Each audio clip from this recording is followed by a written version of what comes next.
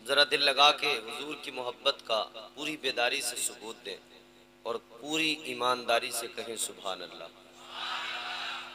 अच्छा, अभी आप बहुत हाथ उठा उठा के मचल मचल के सुन रहे थे।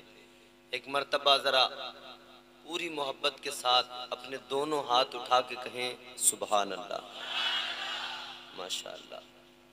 अब महसूस हुआ कि अब आप तैयार हैं सुनने के लिए। याद रखना मेरे अजीजों, मैं बारहा कहता हूँ, हमारा जो खालिक है, जो हमारा मालिक है, हमारा जो रब है, जिसने हमें पैदा किया है ना, बहुत करम करने वाला है, बहुत करम करता है, बड़ी उसकी अताएं हैं, बहुत फजल फरमाता है। यहाँ कोई दुनिया में अगर हमारे साथ कोई अच्छा सुलूक करता है, कोई हमारे साथ कोई एहसान करता है, तो हम तमाम उम्र उसे सलाम करते हैं, तमाम उम्र उसके शुक्रगुजार रहते हैं। कहते हैं फला मुसीबत के वक्त में ये हमारे काम आया था। है लोगों, अल्लाह का क्यों हम शुक्र अदा न करें, जो हर मुश्किल में हमें मुश्किलों से नजात भी देता है और मुश्किलों में हमारी मदद भी फरमाता है। वो परवरदिगार है हमारा, वो खालिक है, वो मालिक है। और जानते हो कितने करम हैं उसके हम पर, कितने एहसान हैं उसके हम पर। ये सांस आती है, सांस जाती है, ये निज़ामे जिंदगी चल रहा है, ये अल्लाह का एहसान नहीं तो क्या है? बोलो, ये सांसें अगर चल रही हैं तो ये फकत परवरदिगार का करम है। अल्लाह न चाहे तो जिंदगी एक लम्हा आगे नहीं बढ़ सकती है। अगर रब न चाहे तो एक सांस नहीं आ सकती है। ये रब का करम है, ये उसका एहसान है कि जिंदगी चल रही है। अच्छा, अगर कोई शख्स बीमार हो जाता है, उसके कर्म देखें, अल्लाह के परवरदिगार की अताएं और उसके एहसानात देखें। अगर कोई शख्स बीमार हो जाए, क्या करते हैं? उसको डॉक्टर के पास लेके जाते हैं, डॉक्टर को दिखाते हैं, दवाई दिलवाते हैं, आराम हुआ तो ठीक, वरना बड़े बड़े डॉक्टर को दिखाएंगे, शहर में लेके जाएंगे। चलो मैं आपके सामने एक छोटी सी बात रखकर अल्लाह के करम और उसके एहसानात का एहसास दिलाना चाहता हूँ। एक हाजी साहब थे, बीमार हो गए, तबीयत खराब हो गई। तबीयत ज्यादा खराब हुई, हार्ट प्रॉब्लम, हार्ट अटैक, दिल की शिकायत। और जानते हो जब दिल की शिकायत होती है, अटैक आता है ना, तो आदमी लम्हों में खत्म हो जाता है। बात समझ में आ रही है आपको? उर्दू समझने में दिक्कत तो नहीं है? ताजदारे मदीना वालिए कौनैन मुस्तफा करीम का कलमा पढ़ने वालों, नबी के आशिकों, गौर करो। एक हाजी साहब बीमार हुए, तबीयत खराब हुई, हार्ट प्रॉब्लम, अटैक आ गया, सांसें बराबर नहीं चल रही हैं। डॉक्टर को दिखाया गया, डॉक्टर ने कहा एडमिट कर दो हॉस्पिटल में। एडमिट कर दिया गया। एक एक लफ्ज तवज्जो से सुनना, सुकून से, बिल्कुल हाय हल्ला नहीं, शोर नहीं, आराम से सुनना। इसलिए कि सिर्फ शोर से कुछ नहीं होता, कुछ समझ में भी आना चाहिए। बरगे हिना पे लिखता हूं मैं दर्द दिल की बात, शायद के रफ्ता रफ्तार लगे दिल रुबा के हाथ। अंदाजे बयां गर्चे बहुत शौक नहीं है, शायद के तेरे दिल में उतर जाए मेरी बात। जब बीमार हुए, एडमिट कर लिया डॉक्टर ने, तो एडमिट करने के बाद में कहा कि इनकी तबीयत ज्यादा खराब है, इन्हें मशीन पर रखना पड़ेगा। आप भी कभी किसी मरीज को देखने के लिए अस्पताल गए होंगे, वो मशीन आपने भी देखी होगी। नदीम भाई, एक मशीन होती है जिसे वेंटिलेटर मशीन कहते हैं।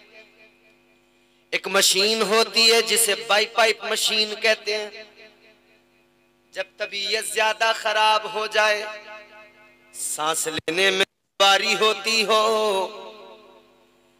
जब तबीयत ज्यादा खराब हो जाए, सांस नहीं आता हो, ऑक्सीजन की दिक्कत हो, तो वेंटिलेटर मशीन पे रखा जाता है पेशेंट को, ऑक्सीजन भी दी जाती है, उसके दिल की धड़कनों को भी काबू किया जाता है।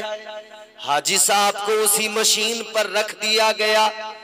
1 दिन 2 दिन 3 दिन मशीन पर रहे, तबीयत में सुधार आने लगा, बीमारी कम हुई, तबीयत अच्छी हुई। जब आराम मिला तो डॉक्टर ने कहा अब तुम घर जा सकते हो, अब तुम्हें छुट्टी दी जाती है, डिस्चार्ज किया जा रहा है हॉस्पिटल से, घर चले जाओ। डॉक्टर साहब ने डिस्चार्ज कर दिया, बिल बना के दिया, 1 लाख रुपए का बिल बना के दिया। हाजी साहब ने बिल का पर्चा देखा तो आंखों में आंसू आ गए, रोने लगे। डॉक्टर ने कहा हाजी साहब क्या हुआ, रोने क्यों लगे, आंखों में आंसू क्यों आ गए?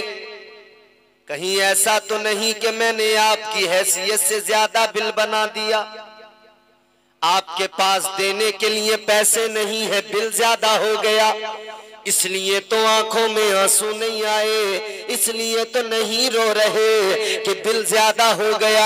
इतना सुनाए तो हाजी साहब ने कहा डॉक्टर बिल की बात नहीं, पैसों की बात नहीं, 1 लाख की बात नहीं, 1 लाख क्या, अगर 2 लाख का बिल भी होता तब भी मैं बड़े आराम से दे देता। मैं पैसों की वजह से नहीं रोया, मैं बिल की वजह से नहीं रोया। तो डॉक्टर ने कहा किस लिए रोए, रोने की वजह बता दो, रोने का रीजन बता दो, सबब बता दो। तो डॉक्टर से हाजी साहब कहने लगे तेरा बिल देख के नहीं रोया, मैं अल्लाह के करम को याद करके रोया हूँ। 3 दिन तेरी मशीन पे रहा, 3 दिन तूने ऑक्सीजन दी है, 3 दिन तेरी मशीन ने दिल की धड़कनों को कंट्रोल किया, 3 दिन तेरे अस्पताल में रहा, तूने 1 लाख का बिल बना के दे दिया। मुझे अल्लाह का करम याद आ गया, मेरा परवरदिगार 60 साल की मेरी जिंदगी हो गई, हर दिन मेरा खुदा मुझे ऑक्सीजन भी देता है, हर दिन मेरा परवरदिगार मेरे दिल की धड़कनों को भी चलाता है, हर दिन मेरा खुदा मुझे बीमारियों से वबाओं से बचाता है, हर दिन मेरा खुदा मुझे ऑक्सीजन दिया करता है। लेकिन मेरे खुदा ने आज तक मुझे बिल बना के नहीं दिया है। बोलो कभी अल्लाह ने कोई बिल मांगा तुमसे कि मैं तुम्हें ऑक्सीजन देता हूं, मुझे इसकी कीमत दो, इसका बिल दो? कभी अल्लाह ने कुछ मांगा तुमसे कि मैं तुम्हें रोजाना ताजा फ्रेश हवा देता हूं, मैं तुम्हें खाने को फल देता हूं, सब्जियां देता हूं, गल्ला देता हूं, अनाज देता हूं, सब कुछ देता हूं? रब ने कभी कीमत मांगी? अगर अल्लाह कीमत मांग लेना तो परवरदिगार की इन नेमतों पर हमारी औकात नहीं कि हम कीमत अदा कर सकें।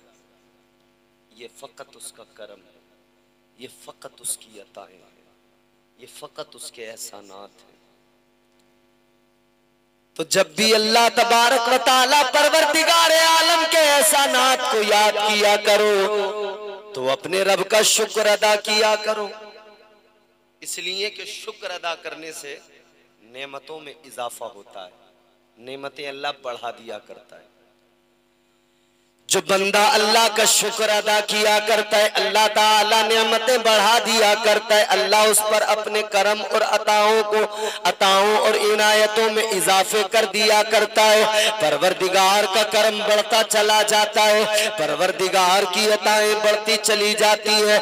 ऐ मेरे सुन्नी मुसलमानों, ऐ नबी के आशिकों, जरा गौर से सुनो, आओ जरा मुस्तफा के जिक्र की महफिल में आए हो।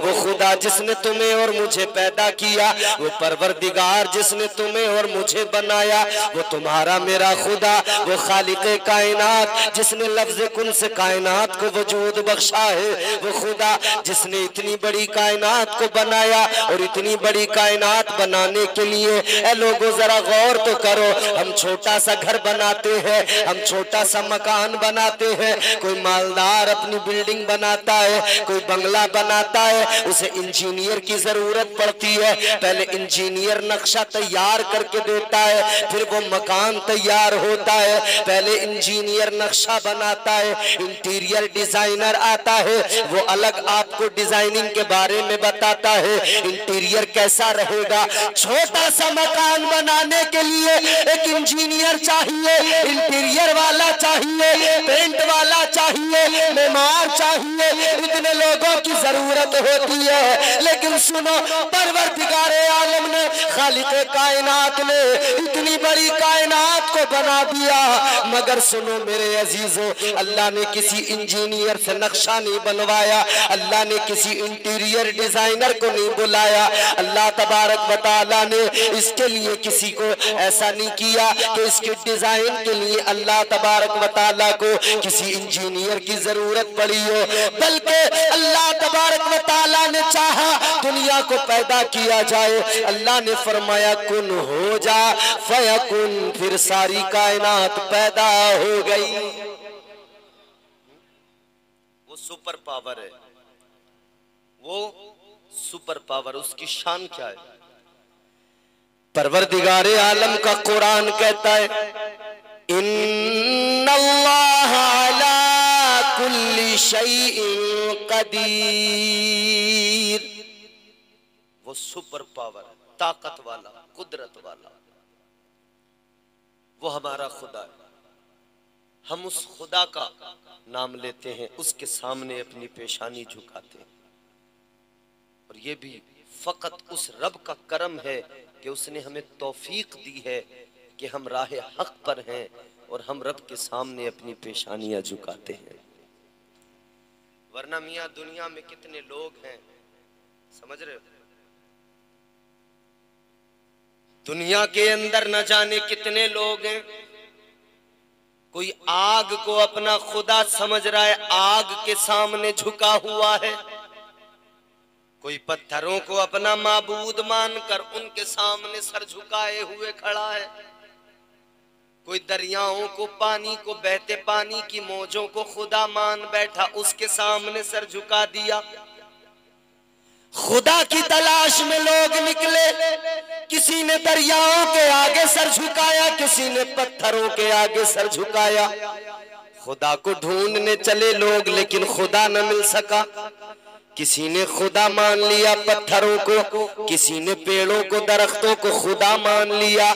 उस रब का एहसान मानो कि उस परवरदिगार आलम ने तुम्हें और मुझे गुमराहों के दरमियान नहीं रखा, अल्लाह ने कुफ्र में मुब्तला नहीं रखा। ये अल्लाह का एहसान नहीं तो क्या है, ये उस रब का करम नहीं तो क्या है कि उस परवरदिगार ने आपको और मुझे साहिबे ईमान बनाया है। ईमान की दौलत अल्लाह ने अता फरमाई है, अल्लाह ने मोमिन बना दिया। ए लोगों, अल्लाह ने मोमिन बनाया तो शान भी कितनी बुलंद की, और मुझे और आपको और ज्यादा खुश होना चाहिए।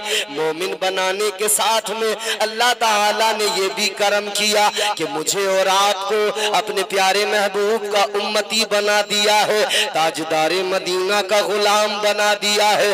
ए लोगों, हम अपनी किस्मतों पे जितना नाज कर कम है, इसलिए कि जब हम पैदा हुए हमारे कान में अजान पड़ी गई, हमें बता दिया गया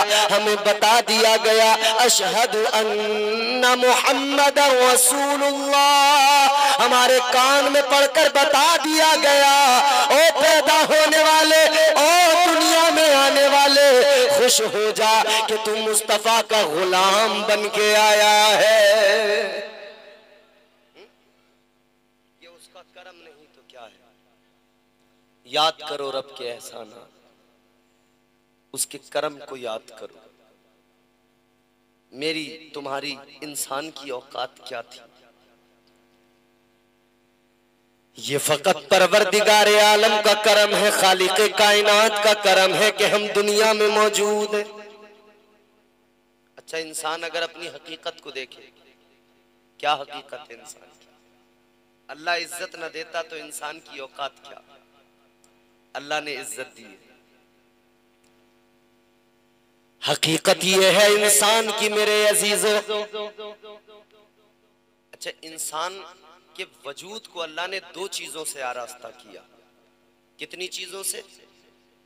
दो चीजों से। एक ये जिस्म है, एक रूह है। दो चीजें हैं। जिस्म क्या है? ये जिस्म मिट्टी से बना है, एक दिन मिट्टी में मिल जाता है। ये जिस्म मिट्टी से बनाया परवरदिगार ने, मिट्टी से बनाए तो वापस इसे मिट्टी में मिलना है। इसीलिए तो अल्लाह ने कुरान में फरमाया ना, परवरदिगार आलम ने फरमाया, मिन्हा खलकनाकुम व फीहा नुईदुकुम व मिन्हा नुखरिजुकुम तारतन उखरा। अल्लाह ने क्या फरमाया? परवरदिगार आलम ने फरमाया, ये जो जिस्म है ना, मिट्टी है। फरमाया, इंसान तुझे हमने मिट्टी से बनाया, व फीहा नुईदुकुम, फिर वापस तुझे मिट्टी में मिला दिया जाएगा। व मिन्हा नुखरिजुकुम तारतन उखरा, फिर वो दिन भी आएगा कि इसी मिट्टी से तुझे दोबारा फिर उठाया जाएगा। अल्लाह ताला का करम देखो, अल्लाह ने इंसान को मिट्टी से बनाया, मगर मिट्टी से बनाने के बावजूद इज्जत कितनी अता की है, अल्लाह ने अशरफ बना दिया। कितनी इज्जत अता की, अल्लाह ने अफजल बना दिया। शैतान तो इसी हसद में मर गया। वो कहता था मैं अफजल हूं, मगर परवरदिगार ने फरमाया कि मैंने अफजलियत का ताज तो इंसान को अता कर दिया, मैंने अफजलियत का ताज तो आदम के सर पे सजा दिया। अल्लाह ने जनाबे हजरत आदम अलैहिस्सलाम को पैदा किया, परवरदिगार आलम खालिक़े कायनात ने। अच्छा गौर करो, इंसान को बनाया अल्लाह ने मिट्टी से बनाया। अब जरा बनाने का प्रोसेस भी देखे, अल्लाह ने किस तरह से बनाया। अल्लाह ने फरिश्तों के दरमियान फरमाया, खालिक़े कायनात ने फरमाया, तुम्हारे मेरे खुदा ने फरिश्तों के दरमियान फरमाया। अल्लाह तबारक व तआला ने फरमाया, कुरान पढ़ो मेरे अजीजों, कुरान बताता है, कुरान सुना करो, कुरान को समझा करो, कुरान को पढ़ा करो। इसलिए नहीं पढ़ते कुरान को। आज तो हमारा हाल ये, साल में एक मर्तबा जब रमजान आ गया, हमने ताकों से कुरान को उठा लिया, हमने एक मर्तबा साल में कुरान की तिलावत की, हमने समझा बस काम हो गया, कुरान की तिलावत का हक अदा हो गया। उसके बाद में फिर कुरान को ताकों में रख दिया। नहीं मेरे प्यारे, साल में एक मर्तबा पढ़ने के लिए कुरान मजीद नहीं दिया अल्लाह ने। ये तो दस्तूर हयात है, ये तो आईने जिंदगी है, ये तो निजाम खुदा है जो अल्लाह ने अता फरमाया है। ऐ लोगों गौर करो, परवरदिगार आलम ने कुरान मजीद अता किया। अब अल्लाह ने कुरान में इंसान के पैदा करने, उसकी तख्लीक के प्रोसेस को बयान किया। अल्लाह ताला ने कितनी इज्जत दी है, लोगों गौर करो। परवरदिगार आलम ने फरिश्तों के दरमियान फरमाया, अल्लाह ने ऐलान किया, व इज़ क़ाला रब्बुका व इज़ क़ुलना लिल मलाइकति इसजुदू लि आदम फसजदू व इज़ क़ुलना लिल मलाइकति इसजुदू लि आदम। अल्लाह ने जब पैदा कर दिया ना, तो फिर फरिश्तों को सजदे का हुक्म दिया। ये इज्जत दी अल्लाह ने इंसान को। और पैदा करने से पहले क्या फरमाया? व इज़ क़ाला रब्बुका लिल मलाइकति इन्नी जाइलुन फिल अर्दि खलीफा। परवरदिगार आलम ने फरमाया, ऐ फरिश्तों मैं जमीन में अपना खलीफा बनाने वाला हूं। जमीन में अपना खलीफा। अब यहां से मेरे लफ्जों को जरा तवज्जो से सुनना। अल्लाह ने क्या फरमाया? मैं जमीन में अपना खलीफा बनाने वाला हूं। तो ये बात तो तय हो गई ना, ये तो अल्लाह ने ऐलान कर दिया ना कि इंसान को बनाया जा रहा है जमीन के लिए, खिलाफत अर्जी दी जाएगी, जमीन के लिए पैदा किया जा रहा है। मगर अब एक सवाल करता हूं, मुझे बताओ, और तुम सब जानते हो, अल्लाह ने हजरत आदम अलैहिस्सलाम को, पहले इंसान को जब पैदा किया तो ऐलान तो ये था कि जमीन में अपनी खिलाफत अता करूंगा, जमीन में खलीफा बनाऊंगा। लेकिन अल्लाह ने हजरत आदम को पैदा करके रखा कहां पर, जानते हो? कहां रखा अल्लाह ने? जन्नत में रखा। कहां? अरे बोलो। हजरत आदम अलैहिस्सलाम को अल्लाह ने पैदा किया तो कहां रखा? जोर से बोलो। जन्नत में। जिसे जन्नत में जाना हो ना, वो जन्नत का तसव्वुर करे। फिर सुने, अल्लाह ने जन्नत में रखा। ये उलमा बैठे हैं, आपको बताएंगे, तस्दीक करेंगे।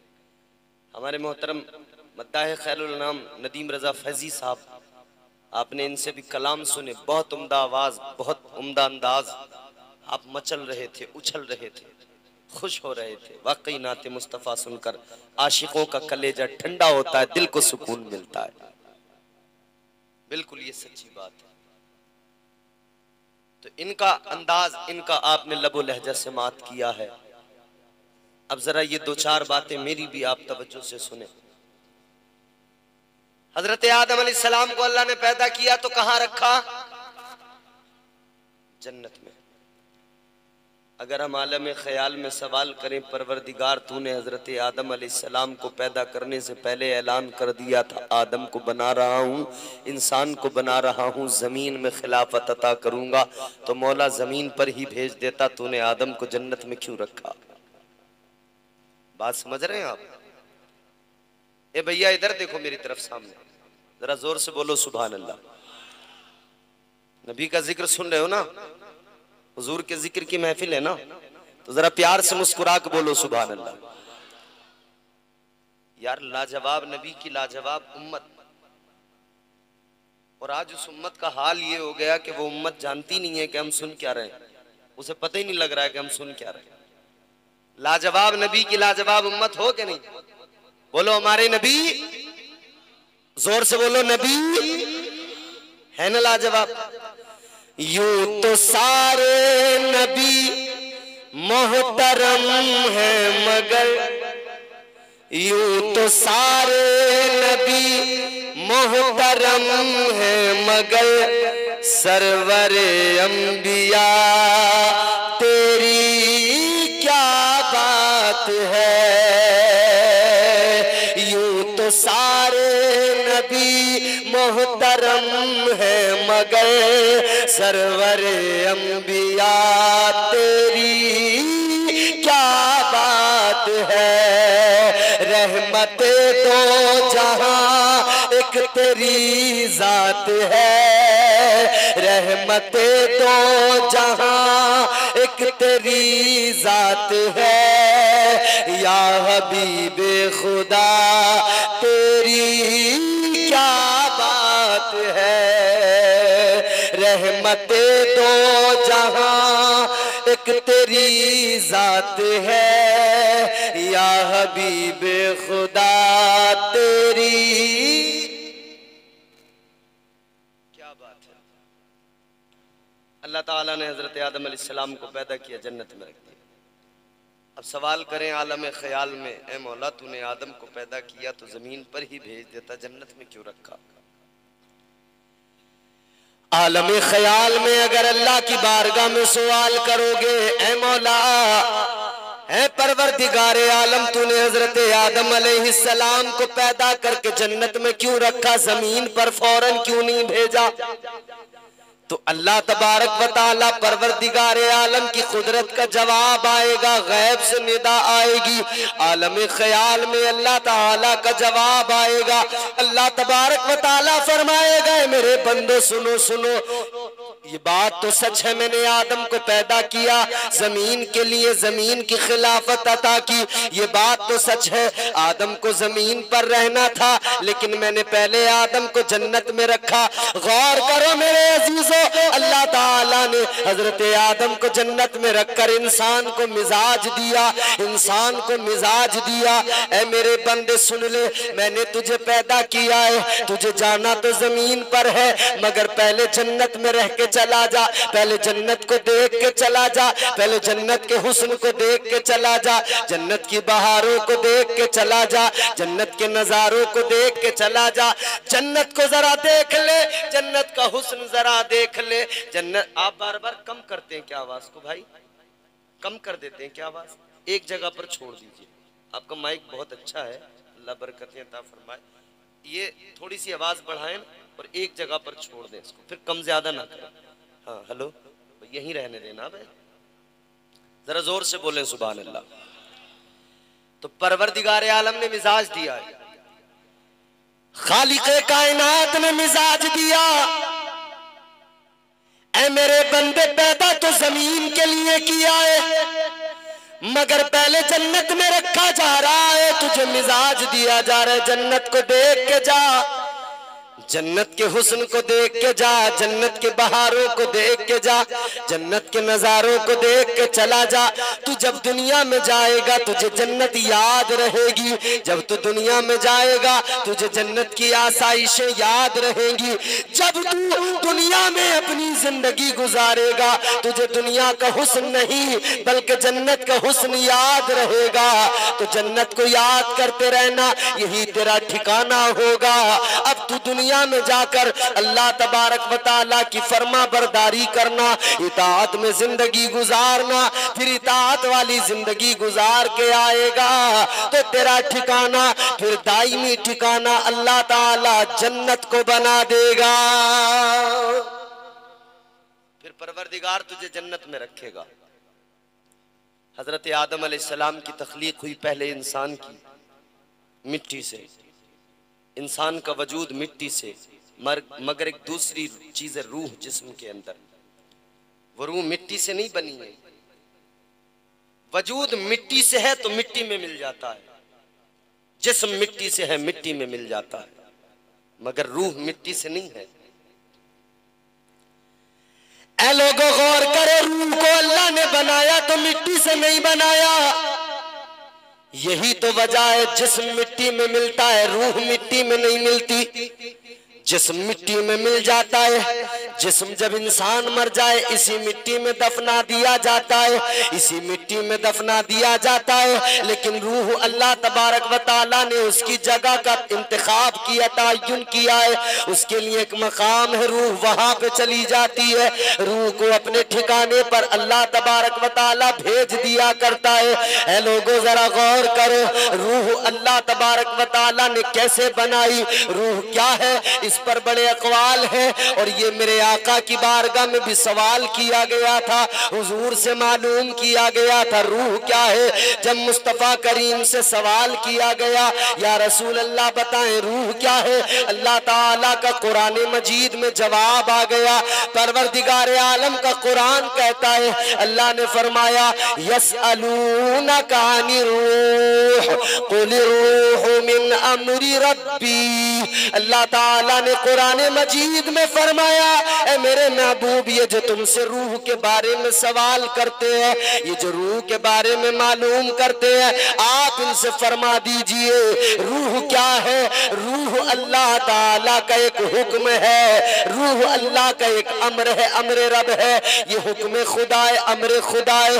अल्लाह ताला ने फरमा दिया, इससे ज्यादा इसके चक्कर में ना पड़े। रूह क्या है, अल्लाह ने बहरहाल रूह को बनाया है, जिस्म को बनाया है, और जिस्म की और रूह की लड़ाई रहती है। रूह एक अलग पैगाम देती है और जिस्म इंसान का चूंकि मिट्टी से बना है ये एक अलग पैगाम देता है। जिस्म की और रूह की दोनों की, इन दोनों का इख्तिलाफ होता है। लेकिन लोगों अब इंसान किसकी बात को तस्लीम करे, जिस्म की बात को तस्लीम करे या रूह की बात को तस्लीम करे। कुछ काम ऐसे हैं इंसान का जिस्म कहता है इस काम को कर में तेरे जिस्म को सुकून मिलेगा। जिस तरह से आप रात को आराम करते हैं, रात को सोते हैं तो जिस्म कहता है सो जा, आराम मिलेगा। जिस्म कहता है बिस्तर पे लेट जा, जिस्म कहता है आराम की जरूरत है। जिस्म थक जाता है, इसे आराम की जरूरत होती है। मगर रूह भी एक जिस्म के अंदर है। रूह बंदे से कहती है सोना तो है मगर खबरदार ऐसे ही नहीं सो जाना, जिस्म का आराम देखना, लेकिन जिस्म के आराम के साथ साथ रूह की तस्कीन का भी ख्याल करना, रूह के आराम के बारे में भी सोचना। अगर ऐसे ही सो गया, जिस्म को आराम तो मिल सकता है, रूह को आराम नहीं मिलेगा। तो रूह कहती है ऐसे ही नहीं सो जाना, बल्कि सोने से पहले अपने परवरदिगार की बारगाह में सर झुकाना, सजदे करना, नमाज इशा को अदा करके सोना। फिर तेरे जिस्म को भी आराम मिलेगा और सजदा करेगा तो रूह को भी आराम मिल जाएगा। तो जिस्म के आराम के साथ रूह का आराम भी जरूरी है, रूह की तस्कीन भी जरूरी है। रूह का सुकून कैसे मिलता है? अल्लाह तबारक व तआला ने फरमाया हमने रात को आराम के लिए बनाया, सुकून के लिए बनाया। रात को बंदा सोता है, सुकून मिलता है। हाँ मेरे अजीजों गौर करो, अल्लाह ताला ने रात को आराम के लिए बनाया, सुकून के लिए बनाया। मगर बात जब रूह की आती है तो कुछ ऐसे लोग हैं जिन्हें रात को बिस्तर पे सोकर आराम मिलता है। कुछ ऐसे लोग मिलेंगे जो बिस्तर पे सोएंगे तब आराम मिलेगा, और कुछ ऐसे भी अल्लाह वाले हैं कि जब वो सजदे में सर रखेंगे तब उन्हें आराम मिलता है, तब उन्हें सुकून मिलता है। आओ मेरे अजीजों सुनो सुकून क्या होता है और सुकून किसको कहते हैं। एक बादशाह अपने महल के अंदर सो रहा है, एक बादशाह है जो अपने नरमो गुदाज बिस्तर पे लेटा है, मखमली बिस्तर पे लेटा है, बड़े मजे की नींद है उसकी, बड़े आराम की जिंदगी है उसकी। ऐ लोगों, लेकिन बादशाह ने खिड़की खोल के देखा, बाहर का मंजर है। बादशाह ने देखा एक फकीर है, उसके पास में कुछ भी नहीं है, न कोई गद्दा है न कोई बिस्तर है, उसके पास में कोई बेड नहीं, कोई चारपाई नहीं है। उस फकीर के पास में एक फटी हुई चादर है। एक फटी हुई चादर को लेकर वो फकीर रोड पर लेट गया, रोड के फुटपाथ पर सोने लगा। जब रोड के फुटपाथ पर फकीर सो रहा है, जब उसने अपनी चादर को आधी को बिछाया, आधी चादर को अपने जिस्म पर डाल लिया, आधी चादर को बिछाकर आधी चादर को उसने ओढ़ लिया, वो फुटपाथ पर लेट गया, फुटपाथ पर नींद लेने लगा। बादशाह देख के सोचने लगा एक मेरी जिंदगी है, मैं महलों के अंदर नरमो गुदाज बिस्तर पे सोता हूँ, मेरे इर्द गिर्द खादिम हुआ करते हैं। एक इसकी जिंदगी है फकीर की कि इसके पास में बिस्तर तक नहीं है, इसके पास में न कोई बेड न कंबल न तकिया है, एक फटी चादर है, उसी को आधी को बिछा रहा है और उसी को आधी को जिस्म पे ओढ़ रहा है। ए लोगों, रात तो गुजर गई, अब सुबह का उजाला फैला, सुबह की सफेदी नमूदार हो गई, सुबह का उजाला हुआ। बादशाह ने कहा महल को सजाओ जरा और फकीर को बाहर से बुलाओ। फकीर को बाहर से बुलाया गया। बादशाह ने फकीर को बुलाकर मालूम किया, ए फकीर ये बता तेरी रात कैसी गुजरी है। मैं हूँ जो महल के अंदर सोता हूँ, नरमो गुदाज बिस्तर पे सोता हूँ, एक तू है तेरी जिंदगी है, तू फुटपाथ पे सोया करता है। तो बादशाह ने कहा बता तेरी जिंदगी कैसी, तेरी रात कैसी गुजरी। तो बादशाह के सामने वो फकीर कहने लगा, ऐ बादशाह मेरी रात के बारे में मालूम कर रहा है तो सुन ले, मेरी आधी रात तेरी रात की तरह गुजरी है और आधी रात तेरी रात से भी ज्यादा अच्छी गुजरी है। बादशाह ने कहा तेरी रात मेरी रात जैसी, और तू कह रहा है कि तेरी रात मेरी रात से अच्छी। तेरी रात मेरी रात से अच्छी कैसे हो सकती है? तू फुटपाथ पे सो रहा था, मैं महल में सो रहा था, मैं अपने मखमली बिस्तर पे सो रहा था और तू फुटपाथ पर सो रहा था, तेरी रात मेरी रात से अच्छी कैसे हो गई? तो बादशाह को जो फकीर ने जवाब दिया ना, वो जवाब सुनो मेरे अजीजों। वो फकीर कहने लगा बादशाह से, ए बादशाह तू अपने महल में सोया, तू अपने नरमो गुदाज बिस्तर पे सोया, मैं फुटपाथ पे रोड पे सो गया। लेकिन जब मुझे भी नींद आ गई, तुझे भी नींद आ गई, तो नींद आने के बाद में फिर इसका एहसास नहीं होता कि कौन कहां सो रहा है। नींद सबको एक जैसी आती है। बोलो, या सोते में भी आपको पता रहता मैं मखमल के गद्दे पे लेटा हूं, सो गए, नींद सबकी एक जैसी है। नींद नींद होती है। बादशाह से फकीर कहने लगा तू भी सो गया, मैं भी सो गया। सोने से पहले तक एहसास था कि मैं रोड पर हूं, तू महल में है। लेकिन जब सो गए तो दोनों की नींद एक जैसी हो गई, सो गए। तो फिर आगे जो रात गुजरी है वो तेरी मेरी एक जैसी गुजरी है। तू भी सो गया, मैं भी सो गया, तुझे भी नींद आ गई, मुझे भी नींद आ गई, और नींद में दोनों की रात एक जैसी हो गई। फकीर कहने लगा बादशाह, आधी रात तूने भी सोकर गुजारी, मैंने भी सोकर गुजारी। कहता है आधी रात तो मेरी बिल्कुल तेरी रात की तरह गुजरी, मगर कहने लगा आधी रात के बाद में फिर मेरी रात अच्छी हो गई, तेरी रात से ज्यादा अच्छी गुजर गई। कहने लगा आधी रात तक मैं सोता रहा तेरी जैसी रात, मगर आधी रात के बाद में मैं उठा। मैंने उठने के बाद में अपने मालिक को याद करना शुरू कर दिया। मैंने उठने के बाद में सजदे में सर झुका दिया, अपने परवरदिगार को याद करने लगा। मैं रब के हुजूर मुनाजात करने लगा। जब मैंने अपने रब को याद करना शुरू किया तो फिर जो मुझे सुकून मिला, फिर जो अल्लाह का करम हुआ, रब की रहमतों ने मुझे आगोश में ले लिया। फिर जो आधी रात गुजरी है ऐ बादशाह, वो आधी रात मेरी तेरी रात से हजारों दर्जा अच्छी गुजरी है। तो बादशाहों की महल के अंदर गुजारी हुई रातें फकीरों की रातों से अच्छी नहीं हो सकती है। अल्लाह को याद करके देखो दिल से, फिर कितना सुकून मिलेगा। अच्छा, आप खानकाहों से जुड़े हुए लोग हैं, मसरूर मियाँ, आप उनसे ताल्लुक रखते हैं, हुजूर आला हजरत से ताल्लुक रखते हैं, दीगर बुजुर्गों से, सरकार गौसे आजम से, सरकार अजमेर हजरत ख्वाजा मोइनुद्दीन चिश्ती से, इन तमाम बुजुर्गों से ताल्लुक रखते हैं। इनकी जिंदगियां देखी हैं कभी? क्या सिखाया है इन्होंने, क्या पैगामात दिए हैं इन्होंने। मसरूर मियाँ के मानने वालों, खानकाहों ने क्या किया, पीरों ने क्या दिया। खानकाहों ने खालिस दीन दिया, अल्लाह की मोहब्बत दिलों में डाली। आओ चलो बगदाद की सरजमीन पे चलो, ताजदारे बगदाद सरकार गौसे आजम रदी अल्लाह ताला अन्हु, पीरों के पीर, पीराने पीर, दस्तगीर सरकार गौसे आजम की जिंदगी को देख लो। क्या दिया सरकार गौसे आजम ने? जिंदगी भर यही तो दिया।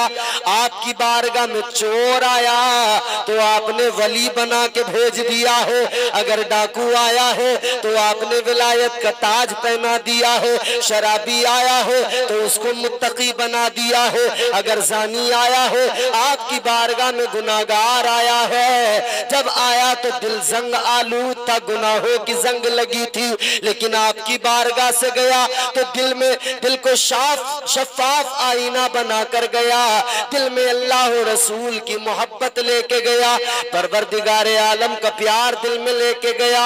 तो सरकार बगदाद सरकार गौसे आजम ने क्या दिया? आपकी महफिल में जो भी आता, आपकी बारगाह में जो भी आता था, वो यही तो लेके जाता था। उसकी रूह को बेदार किया जाता था, उसे यही तो सिखाया जाता था कि जिस्म कहेगा आराम की जरूरत है, जिस्म का आराम न देखना बल्कि रूह की तस्कीन का सामान कर लेना, वरना जिस्म क्या मिट्टी में मिल जाएगा, खत्म हो जाएगी बात, रूह बाकी रहेगी, रूह बाकी रहेगी। हमारे बुजुर्गों ने खुदा की कसम उनका तरीक़ेकार, उनकी ज़िंदगी अगर आप देख लेना। एक मैं नाम बता रहा हूँ आपको अल्लाह के वली का, एक बड़े मारूफ तरीन वली हैं अल्लाह के, हज़रत बायज़ीद बुस्तामी रहमतुल्लाह अलैह। नाम सुना है? तो हज़रत बायज़ीद बुस्तामी की ज़िंदगी देखें, ज़रा ज़ोर से बोलें सुभान अल्लाह। वली के कुर्ब से कुर्बे हुजूर मिलता है। मोहब्बत करते हो ना वलियों से? वली के कुर्ब से कुर्बे हुजूर मिलता है, वली के कुर्ब से कुर्बे हुजूर मिलता है, वली के इश्क का बदला जरूर मिलता है। अल्लाह अल्लाह किए जाने से अल्लाह न मिले। खाली अल्लाह अल्लाह अल्लाह अल्लाह करने से अगर अल्लाह मिल जाता ना, तो बहुत लोग टहल रहे हैं अल्लाह अल्लाह करते हुए, बड़ी बड़ी तस्बीह हाथ में है, अल्लाह अल्लाह अल्लाह अल्लाह, दाने बराबर तस्बीह के चल रहे हैं। और बास तस्बीह पढ़ने वाले तो ऐसे हैं, लेटेस्ट वर्जन तस्बीह पढ़ने वालों का ऐसा है कि पहले यूं तस्बीह यूं सामने हाथ रख के पढ़ी जाती थी, अब तस्बीह पीछे हाथ रख के लोग पढ़ते हैं। देखे होंगे आपने वो तस्बीह पढ़ने वाले, अब उनके हाथ यूं पीछे रहते हैं, पीछे हाथ है, तस्बीह चल रही है। पढ़े कुछ या ना पढ़े मगर तस्बीह का दाना चलता रहेगा। एक तस्बीह पढ़ने वाला तो ऐसा देखा कि यूं तबीयत से दाने उसके तस्बीह के यूं खींच रहा है। ये तस्बीह पढ़ने वाले लोग अल्लाह का जिक्र करें तो इस अंदाज से करें कि वो जिक्र दिल को सुकून और राहत पहुंचाए, क्योंकि अल्लाह ताला का जिक्र ही ऐसा है। परवरदिगार आलम ने कुरान मजीद में फरमाया, अला बिज़िक्रिल्लाहि तत्मइन्नुल कुलूब। अल्लाह का कुरान कहता है अल्लाह का जिक्र है जो दिलों को सुकून देता है। अल्लाह के जिक्र से ही दिलों को सुकून मिला करता है, दिलों को इत्मीनान हासिल होता है। यह दुनिया बेचैन नजर आ रही है, इस्तिराब है, हर आदमी परेशान है, सुकून नहीं मिल रहा है, दिल को चैन नहीं मिल रहा है, आराम नहीं है जिंदगी में। कहां से मिलेगा सुकून, कहां से आएगा आराम? इधर उधर भागने वाले, अगर सुकून चाहिए तो चल जरा मस्जिद में चल, सर झुका सजदे में, फिर सुकून मिलेगा। चल जरा रब की बारगाह में चल, अपने रब को याद कर, परवरदिगार से अपना ताल्लुक मजबूत कर ले, फिर देख दिल को सुकून मिल जाएगा, रूह को इत्मीनान मिल जाएगा, तेरी तबीयत शाद हो जाएगी। अगर सुकून चाहते हो जिंदगी में तो परवरदिगार आलम से अपना राब्ता मजबूत कर लो, अपना रिश्ता रब से मजबूत कर लो। अगर जिंदगी में सुकून चाहते हो तो अल्लाह का जिक्र किया करो। हजरत बायज़ीद बुस्तामी बाजार गए, एक गुलाम खरीद कर लाए, बाजार से गुलाम खरीदा। आपने गुलाम से मालूम किया तेरा नाम क्या है? उसने कहा हुजूर मेरा नाम असलम है। गुलाम लेकर आ गए, कहने लगा हुजूर मेरा नाम है असलम। आपने फरमाया तेरा एक ही काम होगा, एक ही ड्यूटी होगी। क्या? फरमाया तेरा इतना सा काम होगा, तू हर रोज मुझे फजर की नमाज से पहले वुजू कराएगा। वुजू कराना सिर्फ तेरा काम, बाकी कोई काम नहीं। गुलाम भी खुश हो गया, चलो अच्छी जगह पे पहुंच गया, काम ज्यादा है ही नहीं, सिर्फ मुझे एक बार वुजू कराना पड़ेगा और कोई काम नहीं। अल्लाह तबारक व तआला के प्यारे वली हजरत बायज़ीद बुस्तामी ने उस गुलाम से कहा एक बार सिर्फ फजर में वुजू कराना है। कब कराना है? फजर में। कब? जोर से बोलो यार। फजर की नमाज के लिए। कितने लोग हैं जो फजर की नमाज पढ़ते हैं? उठाएं जरा हाथ, कितने लोग हैं? चलो रहने दो, मत उठाओ, मुझे मालूम है नहीं है, गिने चुने निकलेंगे 5-10। इतनी बड़ी तादाद, क्या ये हमारे लिए शर्म की बात नहीं? इतनी बड़ी तादाद जलसे में हम बैठे हैं, क्या नमाज हम पर फर्ज नहीं है? किसी और पर फर्ज है? अच्छा एक बात बताओ यार, अगर नमाज हम नहीं पढ़ेंगे बताओ कौन पढ़ेगा फिर? अरे नमाज हम पर ही तो फर्ज है, या मंदिर में घंटा बजाने वालों पे फर्ज है? बोलो। अबे हम नहीं पढ़ेंगे तो कौन पढ़ेगा? कोई और पढ़ेगा। मगर अजीब बात है, अजीब तमाशा है यार।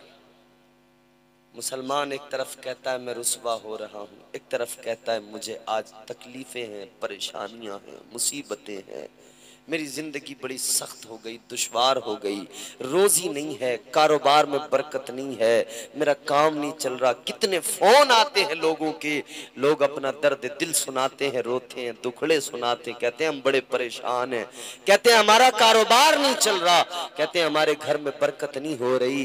कहाँ से बरकत होगी? कभी घर में सजदा तो किया कर, कभी घर में कुरान की तिलावत तो किया कर। तू घर में तिलावत कभी नहीं करता, तू सजदे में सर कभी नहीं झुकाता, कहां से बरकत होगी? कहां से जिंदगी में सुकून आएगा?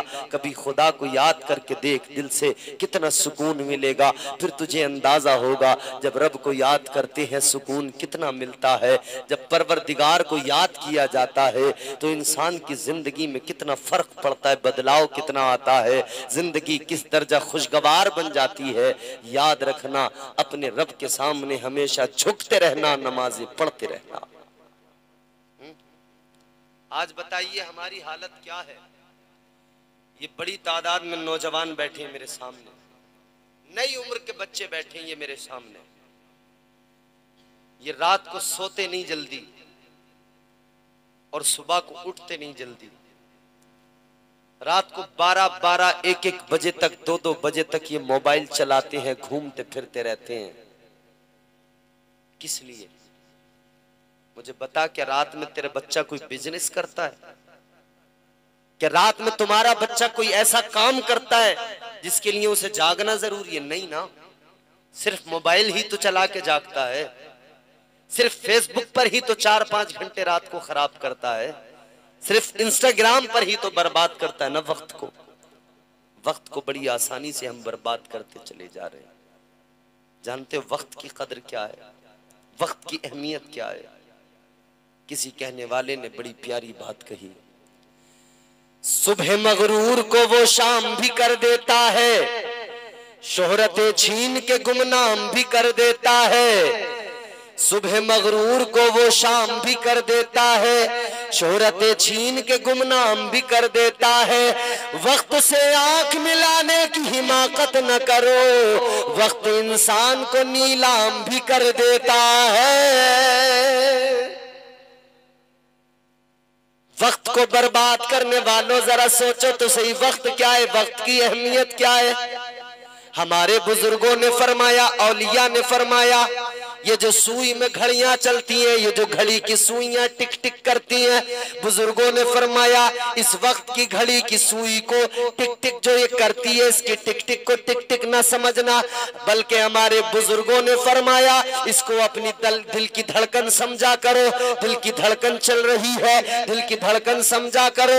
ये जो वक्त की सुई चलती रहती है, ये जो वक्त की धारा बहती रहती है, कद्र किया करो। अगर वक्त बर्बाद कर दोगे तो तुम जानते नहीं हो अल्लाह तबारक व तआला ने वक्त कितनी अजीम नेमत अता की है।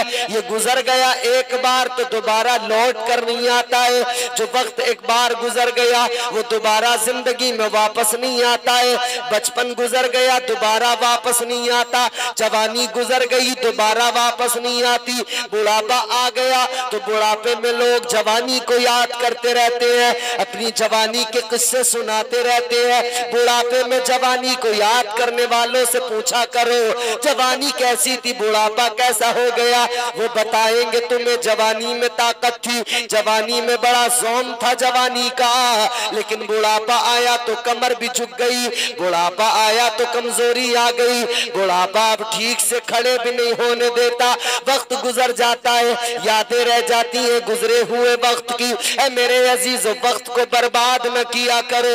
ऐ मेरे अजीजों आप कभी किसी नदी के ऊपर से गुजरे होंगे, किसी नदी के पुल से आपका गुजर हुआ होगा और आपने नीचे को कभी देखा होगा। पुल के नीचे से जो पानी गुजर जाता है एक बार, वो दोबारा उस पुल के नीचे नहीं आता है। वो गुजर गया सो गुजर गया। वक्त का चरखा चल रहा है, ये चलता रहेगा। वक्त बर्बाद न किया करो, वक्त की अहमियत समझना है तो चलो कुरान पढ़ो, अल्लाह तबारक व तआला का कलाम पढ़ो, वक्त की अहमियत को समझो। परवरदिगार आलम ने फरमाया, कुरान मजीद का 30वां पारा है और अल्लाह ताला ने एक सूरह मुबारका का नुज़ूल किया है। एक सूरह मुबारका है जिसका पहला फिक्रा है। अल्लाह ने फरमाया, वल अस्र इन्नल इंसान लफी खुस्र। अल्लाह ताला ने फरमाया, पहला फिक्र है वल अस्र। अल्लाह तबारक व ताला फरमाता है, जमाने की कसम। क्या? जमाने की कसम। जमाना किसे कहते हैं? जमाना क्या होता है? ये वक्त ही होता है ना। आज जो वक्त है ये गुजर जाएगा, फिर कल इसे एक जमाने से याद किया जाएगा। एक वो जमाना था। परवरदिगार आलम ने जमाने की कसम उठाई। अच्छा, एक सवाल करूं मैं आपसे, कसम कब उठाई जाती है और क्यों उठाई जाती है?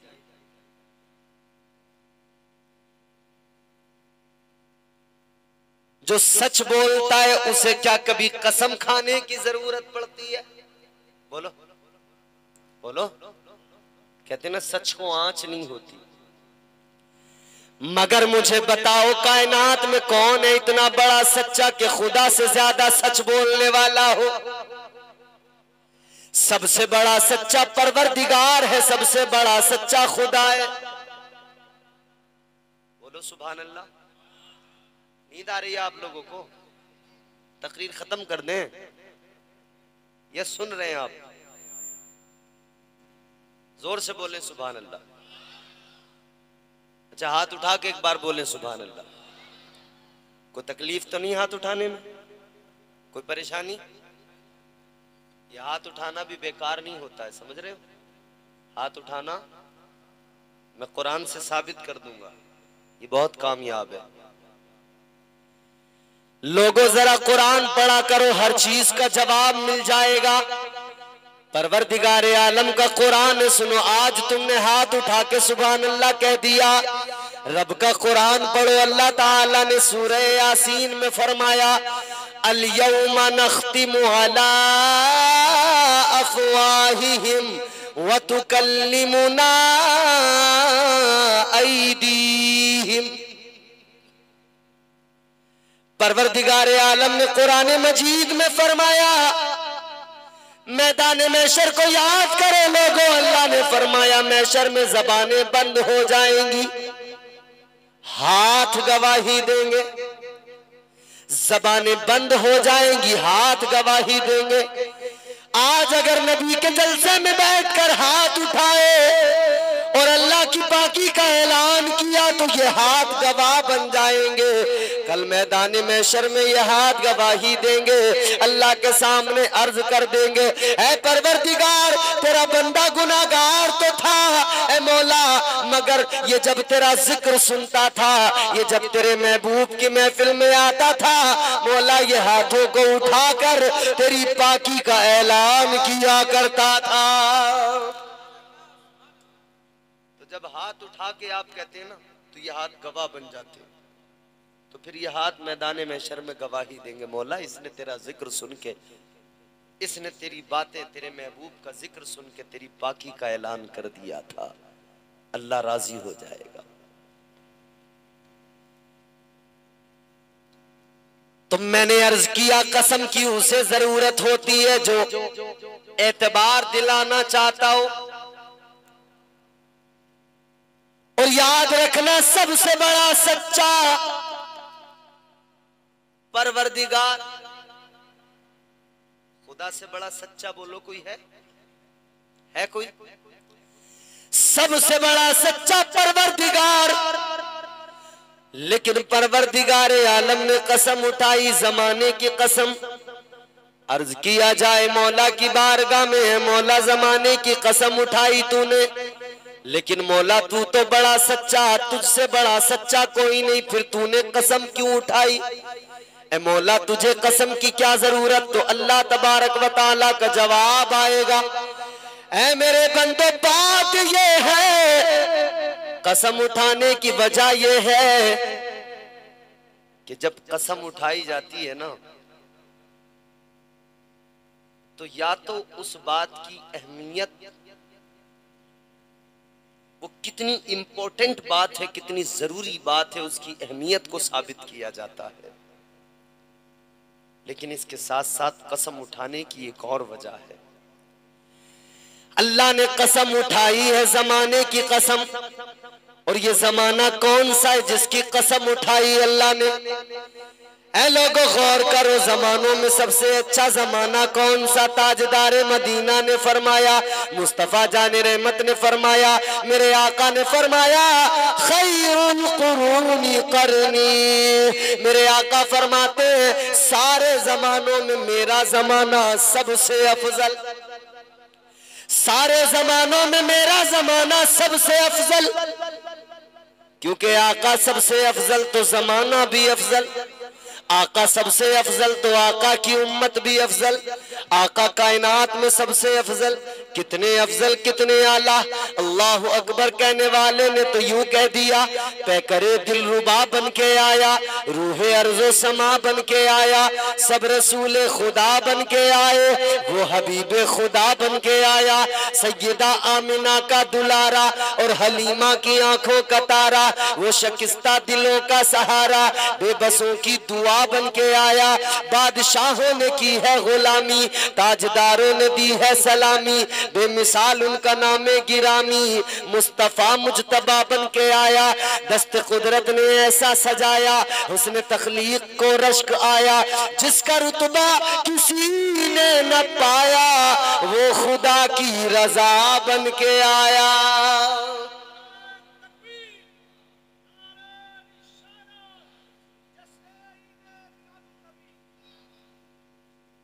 नबी सबसे अफजल है ना, कायनात में सबसे अफजल मेरे हुजूर है। हम गुलाम हुजूर की अफजलियत का ऐलान करते हैं, इसीलिए तो कहते हैं शाहे उमम फख्रे रसूल,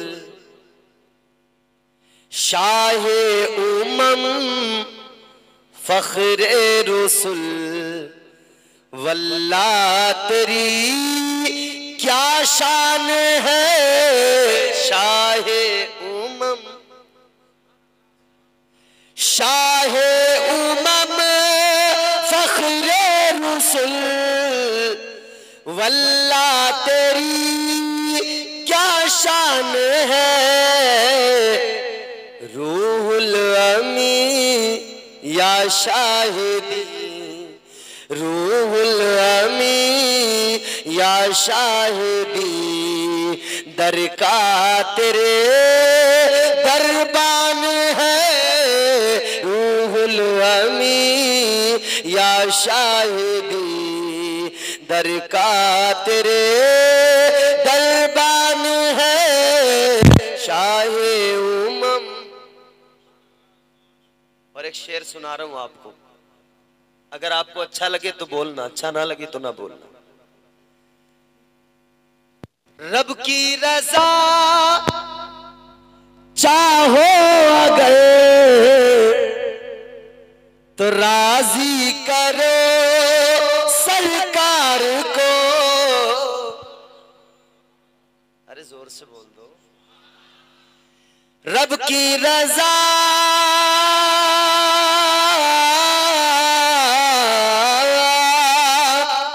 रब की रज़ा चाहो अगर राजी करो सरकार को, फिर खुल्द में जाना तेरा, जन्नत में फिर जाना तेरा मुश्किल नहीं। आसान है जन्नत में फिर जाना तेरा, मुश्किल नहीं आसान है शाहे उमम। सबसे अफजल हुजूर है, सबसे आला मेरे मुस्तफ़ा है। तो अल्लाह ताला ने जमाने की कसम उठाई। हुजूर ने फरमाया सबसे अफजल सबसे बेहतर जमाना मेरा जमाना। परवरदिगारे आलम ने कसम उठाई इसलिए कि जमाना हुजूर का अफजल है, तो ये कोई और जमाना नहीं है जिसकी कसम उठाई गई, ये जमाना मेरे मुस्तफा का जमाना। तो अल्लाह तबारक व तआला ने गोया कसम उठा के फरमाया कि रसूल जितना लाजवाब है उसका जमाना भी तो मैंने अफजल बनाया है। इसीलिए उस जमाने की अहमियत को बताने के लिए और वक्त की अहमियत को बताने के लिए अल्लाह ताला ने कसम उठाई है कि बंदों को मिजाज मिल जाए वो जमाना कि जिस जमाने में हुजूर दुनिया में तशरीफ लाए, वो जमाना कि जिसमें हुजूर मौजूद है। और वो जमाना सिर्फ वो जमाना नहीं है, अगर कोई समझे कि हयात जाहिरी के 63 साल जो हुजूर ने मक्का मदीना में गुजारे बस वही हुजूर का जमाना, ऐसा नहीं है मेरे प्यारे। वो जमाना भी हुजूर का जमाना, उसके बाद वाला जमाना भी हुजूर का जमाना, और जिसमें हम रहते हैं वो भी मेरे आका का जमाना है, और सुबह कयामत तक मेरे मुस्तफा का जमाना है। हर जमाना मेरे हुजूर का है, कयामत तक मेरे आका का जमाना है। आज भी आका का जमाना, कल भी आका का जमाना, सुबह कयामत तक मेरे आका का जमाना। इसलिए कि हुजूर कल भी थे, आज भी हैं, कल भी रहेंगे। कल भी आका मौजूद, आज भी मौजूद और कयामत तक मौजूद रहेंगे। और हम जब कलमा पढ़ते हैं तो हम यही तो ऐलान करते हैं, हम कहते हैं ला इलाहा इल्लल्लाह।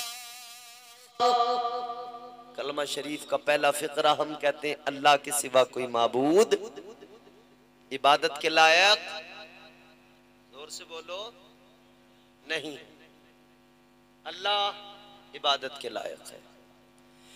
और दूसरा फिक्रा कहते हैं मुहम्मदुर रसूलुल्लाह सल्लल्लाहु अलैहि वसल्लम। क्या तर्जुमा?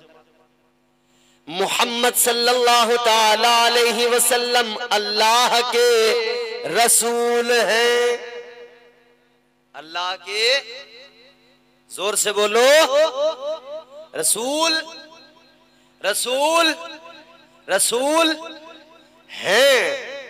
ये तो नहीं कहते रसूल थे, बोलो क्या कहते हैं?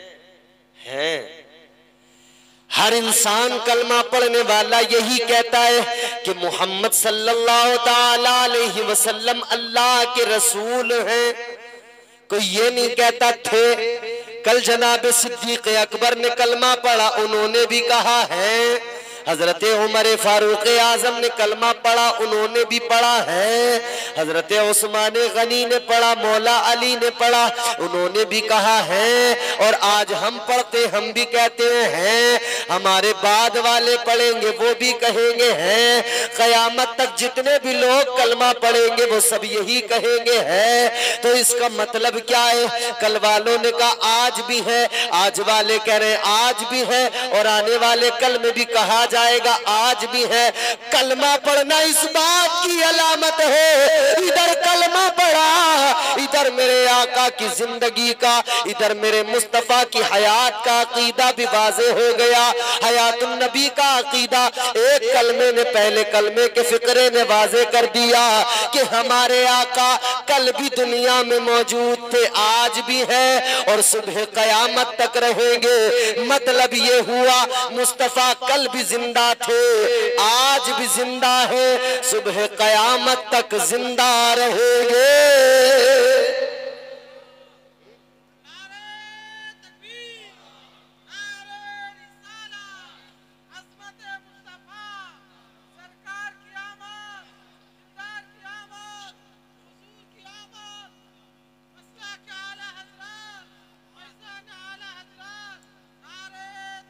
और हम सुन्नी मुसलमान हैं, हम सुन्नी मुसलमान हैं। हमारा अकीदा क्या है? हम तो दुनिया को बताते हुजूर की बात करने वालों, हमारे नबी की जिंदगी की बात करने वालों, अरे हमारा अकीदा तो सुनो। हम तो सारी दुनिया को पैगाम देते हैं, बताते हैं। हर सुन्नी मुसलमान हमारी कौम का बच्चा बच्चा कहता है या रसूल अल्लाह, तुझ पे मर मर के हुए सारे जियाले जिंदा, तुझ पे मर मर के हुए सारे जियाले जिंदा, तू भी जिंदा है तेरे चाहने वाले जिंदा। हमारे नबी भी जिंदा, नबी का हर गुलाम। तुझ पे मर मर के हुए सारे जियाले जिंदा, तू भी जिंदा है तेरे चाहने वाले जिंदा। कल भी थे आज भी हैं, कल भी रहेंगे यूं ही, कल भी थे आज भी हैं, कल भी रहेंगे यूं ही। फातिमा जहरा की आगोश के पाले जिंदा। जिंदगी और मौत का फर्क यही है कि हुजूर जिंदा, हुजूर का हर उम्मती जिंदा। अब गौर करो, अल्लाह तबारक व ताला ने हयातुन नबी का मसला हल कर दिया पहले कलमे के अंदर। तो नबी का जमाना है ये भी, और सुबह कयामत तक नबी का जमाना। और मुस्तफा जाने रहमत के जमाने की कसम अल्लाह ने उठाई, फरमाया वल अस्र, जमाने की कसम। तो एक तो जमाने की कसम उठा के अल्लाह ने वक्त की अहमियत बताई। वक्त की अहमियत क्या है? वक्त बर्बाद ना किया करो। ऐ मेरे नौजवानों, मैं तुमसे कहना चाहता हूं, मेरी कौम के बच्चों, मैं तुमसे कहना चाहता हूं,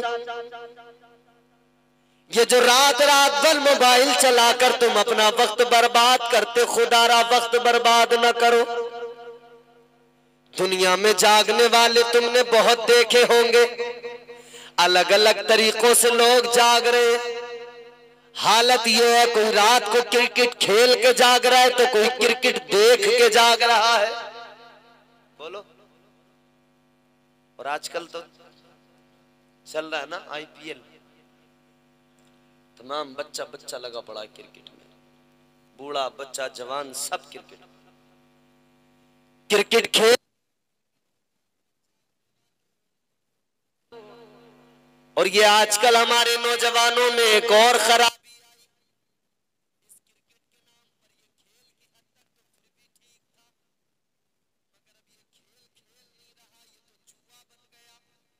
ये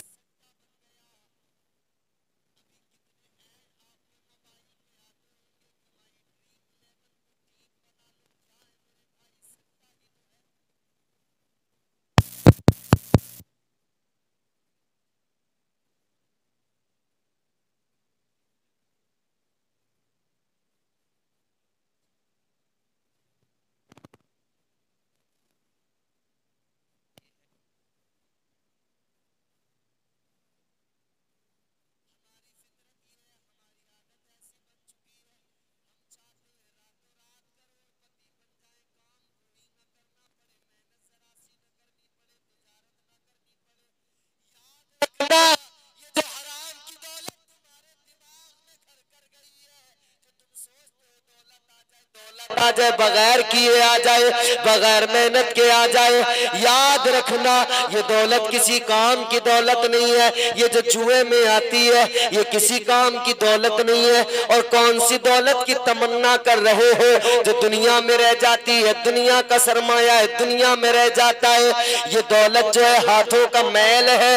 याद रखना, सिकंदर जब दुनिया से गया, उसने मरने से पहले वसीयत की कि मेरे हाथ जनाजे के बाहर निकाल देना। कहा किस लिए? कहने लगा दुनिया को पता लग जाए, इतना बड़ा बादशाह सिकंदर, इतना बड़ा बादशाह जिसने दुनिया पे हुकूमत की, मगर जब दुनिया से जा रहा है तो साथ में कुछ नहीं है, खाली हाथ जा रहा है। क्या जाएगा हाथ? दौलत चाहे जितनी भी कमा लो, इस्लाम नहीं रोकता, मगर हलाल दौलत हो, जायज हो। इस्लाम हराम से रोकता है, नबी की शरीयत हराम से रोकता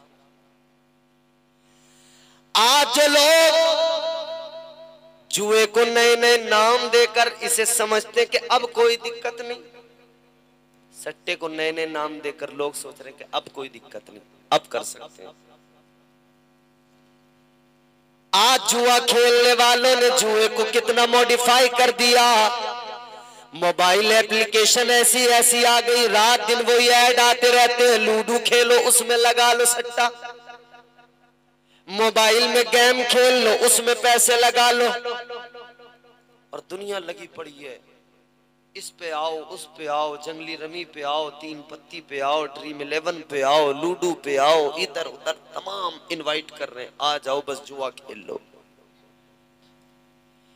किसका काम है जुआ खेलना? मेरे बच्चों तुम गौर से सुनो, किसका काम है शराब पीना? अल्लाह के कुरान ने फरमा दिया, इन्नमल खमरु वल मैसिरु वल अंसाब वल अज़लाम रिजसुम मिन अमलिश शैतान। अल्लाह ताला के कुरान ने फरमाया जुआ खेलना, शराब पीना, ये किसके काम है? अल्लाह का कुरान कहता है ये काम सारे के सारे शैतान के काम है।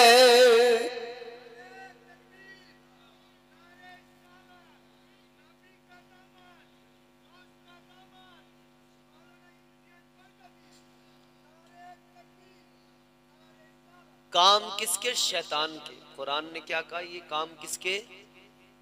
बोलो, कर कौन रहा है? नबी का कलमा पढ़ने वाले, मुस्तफा के उम्मती कहलाने वाले आज जुआ भी खेल रहे, शराब भी पी रहे, सट्टा भी खेल रहे, और दावा उस पर यह है कि हम नबी के सच्चे गुलाम हैं। ये गुलामी नहीं होती। कौन सी गुलामी की बात करते हैं हम? रात दिन शराबें पीने वाला कहता है मैं नबी का गुलाम, रात दिन जुआ खेलने वाला कहता है मैं नबी का गुलाम। अरे शर्मानी चाहिए हमें। और शराब तो बड़ी आम हो गई हमारे यहाँ। लोग समझ रहे हैं कि मॉडर्न बनने के लिए शराब पीना जरूरी है। माज़अल्लाह, शराब की बोतलें हाथ में उठाने वालों, शराबें पीने वालों,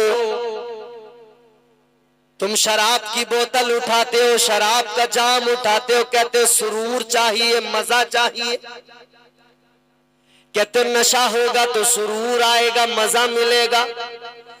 कौन से नशे की, कौन से सुरूर की बात करते हो? ये जो तुम गंदी शराब पीते हो इसका नशा कैसा होता है? सुबह को पियोगे शाम को उतर जाएगा, रात को पियोगे सुबह को उतर जाएगा। शराब पीने का अगर शौक रखते हो तो एक शराब मैं बताता हूँ, ये गंदी शराब न पिया करो। इसका नशा होता है तो नालियों में पड़े नजर आते हो, इसका नशा होता है तो गालियां देते नजर आते हो। लेकिन सुनो, एक शराब मैं बताता हूँ, ये शराब सुबह को पियोगे शाम को उतर जाएगी, रात को पियोगे सुबह को उतर जाएगी। हाँ, शराब पीने का शौक है तो शराब ऐसी पियो, एक बार पी लो जिंदगी भर न उतरे। वो कौन सा नशा है, वो कौन सी शराब है? ऐ नौजवानों, अगर शराब पीनी है तो मुस्तफा के इश्क की शराब पी लो। खुदा की कसम, इधर पियोगे नशा जिंदगी भर रहेगा, कब्र में भी उसी नशे में झूमते नजर आओगे, हश्र में भी उसी सुरूर में झूमते नजर आओगे। ये तो गंदी शराब है। ये शराब कैसी है? ताजदारे मदीना वाली कौनैन ने फरमाया ये जो शराब है ये गंदी शराब, मेरे आका ने फरमाया शराब उम्मुल खबाइस है, तमाम खराबियों की जड़ है शराब, तमाम खराबियां यहीं से जन्म लेती है। और सुनो जरा मुस्तफा का फरमान सुनो, मदीने वाले आके का फरमान सुनो। ताजदारे मदीना ने फरमाया 3 लोग ऐसे हैं। कितने? इधर देखो, इधर मेरी तरफ 3 लोग, ये आखिरी बातें जरा गौर से सुन लो। ताजदार मदीना ने फरमाया 3 लोग ऐसे हैं कि उन्हें जन्नत तो बड़ी चीज है, जन्नत की खुशबू भी नहीं मिलेगी। 3 लोग, जन्नत तो मियां बड़ी चीज हो गई, उन्हें जन्नत की खुशबू भी नहीं मिलेगी। कौन है वो 3 लोग? आओ सुनो, मुस्तफा जाने रहमत का फरमान सुनो।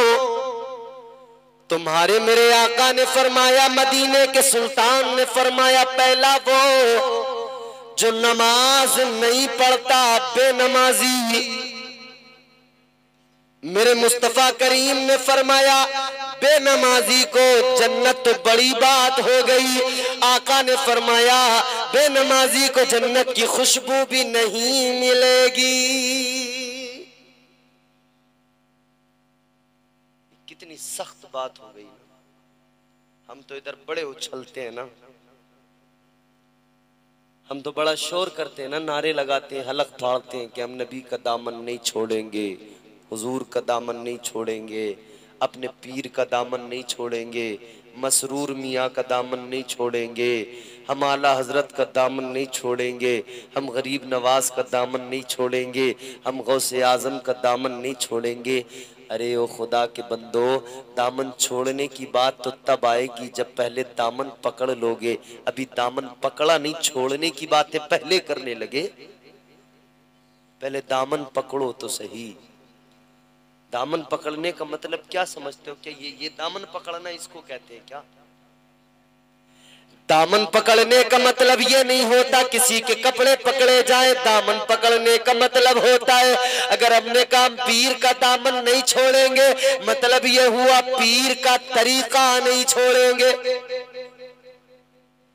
अब देखना पड़ेगा पीर की जिंदगी को। पीर नमाजी है तो मुरीद को चाहिए नमाज पढ़े, और अगर पीर नमाजी है तो ऐसे पीर पे लानत भेज दे, उससे दूर हो जाए। मगर हमारे यहाँ क्या हो रहा है? पीर भी बेनमाजी, मुरीद भी बेनमाजी। ना पीर को इतनी फिक्र है, ना मुरीद को इतनी फिक्र है। पीर इधर चिलम पी रहा है, गांजा पी रहा है, तो मुरीद भी साथ साथ बैठ के चिलम पी रहे, गांजा पी रहे। ऐसे ऐसे भी तो हैं, बताओ। चिलम पीने वाले पीर होंगे तो खुद सोचो मुरीदों का हाल क्या होगा। जब पीर गंजेड़ी होंगे, नशेड़ी होंगे, तो फिर मुरीद उनके कैसे होंगे? इल्ला माशाअल्लाह, वो भी जाहिल के जाहिल। तो ये याद रहे, हुजूर ने फरमाया नमाज जन्नत की कुंजी है। हुजूर ने फरमाया नमाज मेरी आंखों की ठंडक है। आका ने फरमाया नमाज दीन का सुतून है। तू लाख दुनिया में जो करना करता रहे, अगर नमाज नहीं पढ़ेगा ना, हुजूर ने तो ऐलान कर दिया, बेनमाजी को जन्नत तो बड़ी बात हो गई, जन्नत की खुशबू भी नहीं मिलेगी।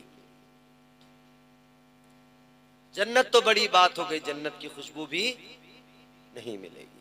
पहला बेनमाजी।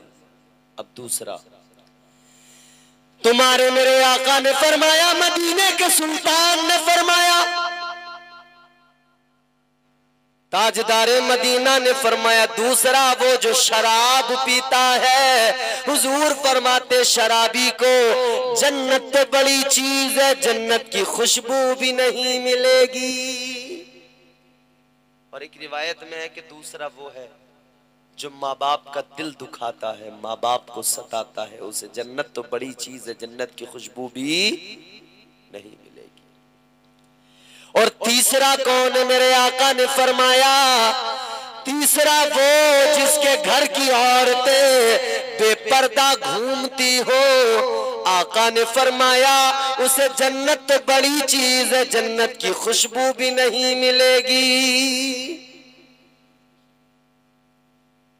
हर स्टेशन पर, हर एयरपोर्ट पर, हर पब्लिक प्लेस में आजकल औरतों का बोलबाला है। हर जगह औरतें नजर आती हैं। कहाँ से जाती हैं ये?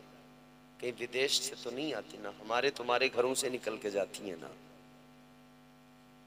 हुजूर ने फरमाया जिसके घर की औरतें बेपर्दा घूमती हो, जन्नत तो बड़ी चीज है, जन्नत की खुशबू भी नहीं मिलेगी।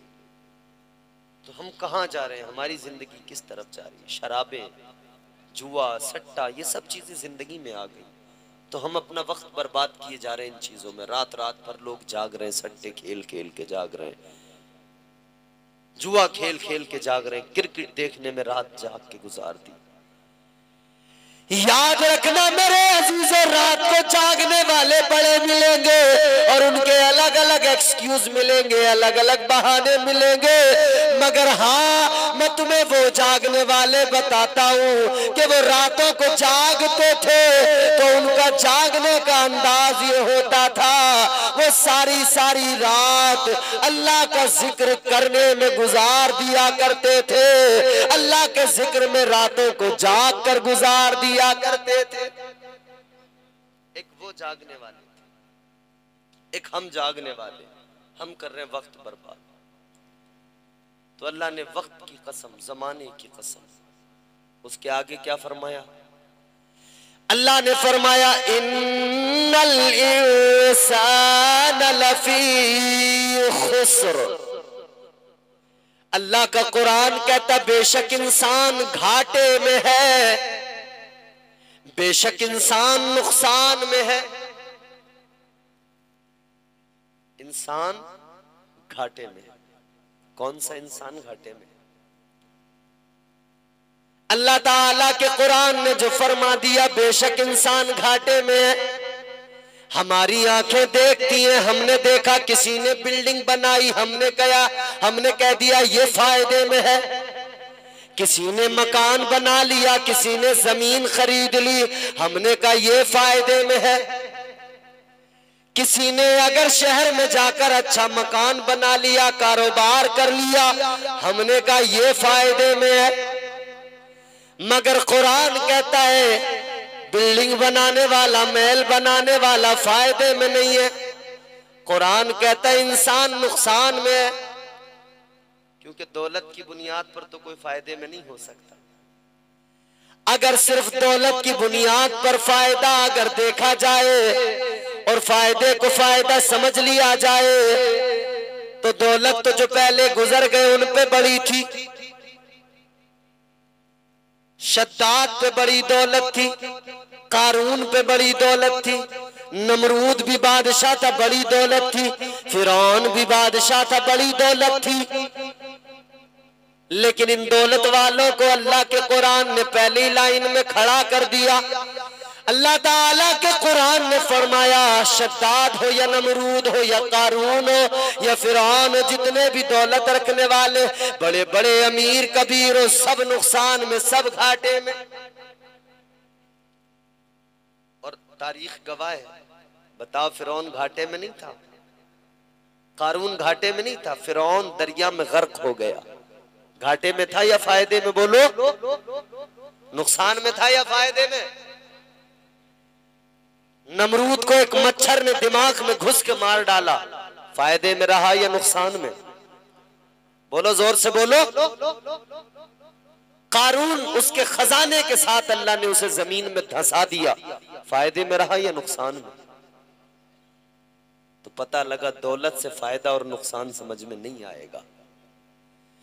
तो अल्लाह की बारगाह में सवाल किया जाए, मौला दौलत कमाने वाला फायदे में नहीं है, बिल्डिंग बनाने वाला फायदे में नहीं है, माल जमा करने वाला, जमीन खरीदने वाला फायदे में नहीं है, तो या अल्लाह तू बता फायदे में कौन है? तो अल्लाह के कुरान ने बताया इल्लल्लज़ीना आमनू।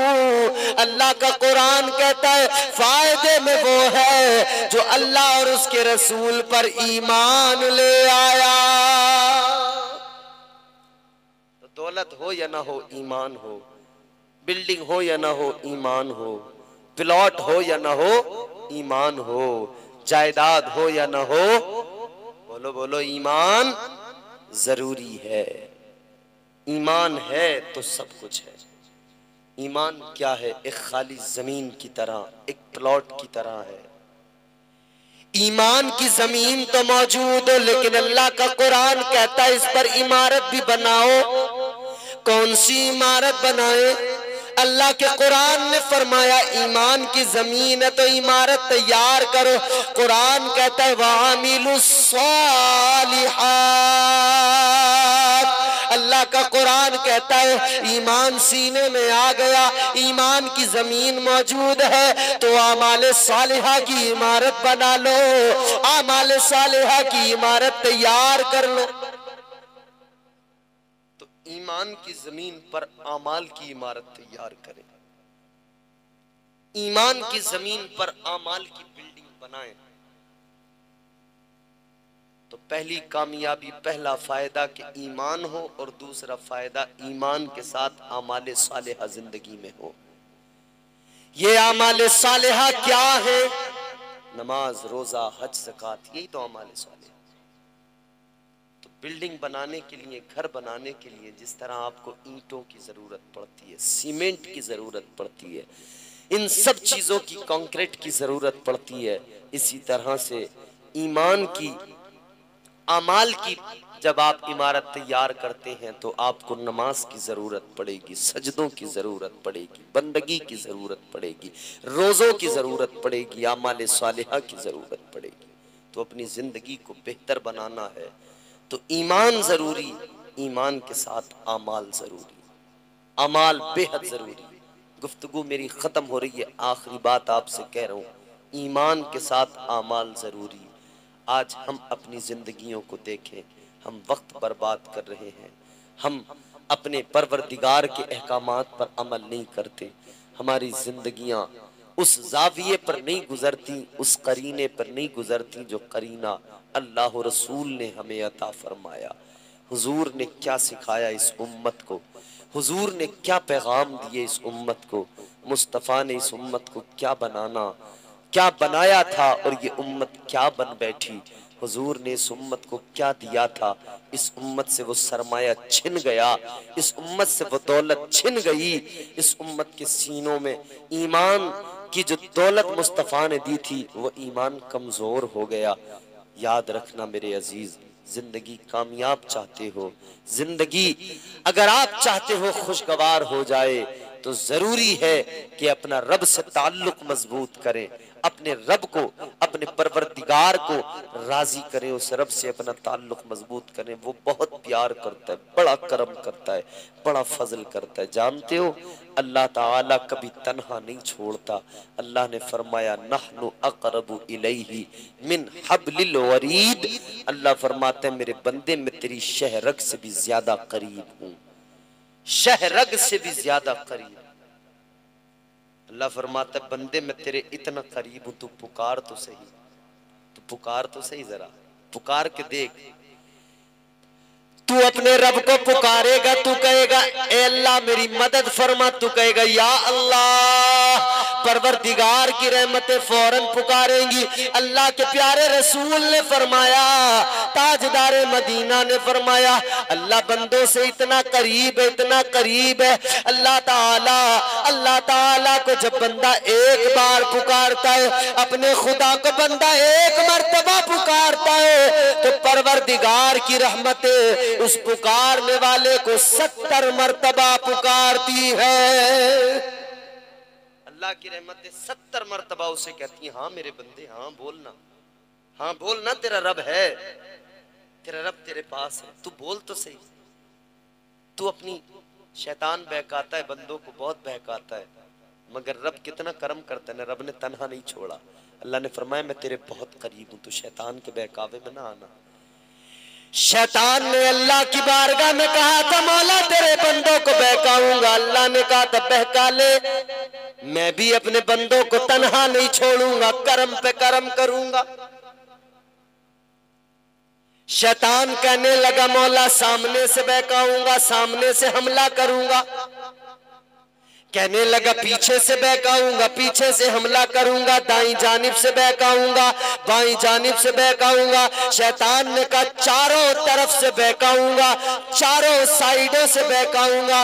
अल्लाह ताला ने फरमाया ओ शैतान मरदूद, तूने 4 साइडों को चुन लिया, चारों तरफ से तू बहकाएगा, 4 साइडें तेरी, मगर 2 साइडों को तूने छोड़ दिया, वो 2 साइडें मेरी। अल्लाह ने फरमाया तू चार तरफ से बहकाएगा, चार साइडें तूने चुन ली, दो साइडें छोड़ दी, एक नीचे वाली को छोड़ दिया, एक ऊपर वाली समत को छोड़ दिया, तूने दो समतें छोड़ दी, दो साइडें छोड़ दी, आगे पीछे दाएं बाएं को तूने चुन लिया, ऊपर नीचे को छोड़ दिया।